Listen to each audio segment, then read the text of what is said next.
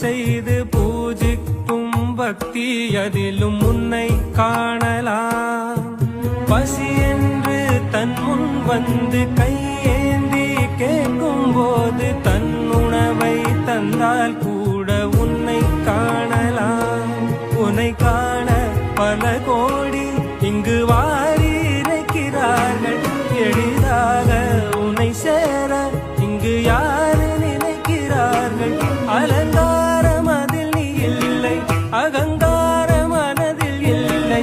துளி கள்ளம் கபடம் கலந்திடாத அன்பில் இருக்கிறாய். உணர்ந்தேன் உனையே உனையே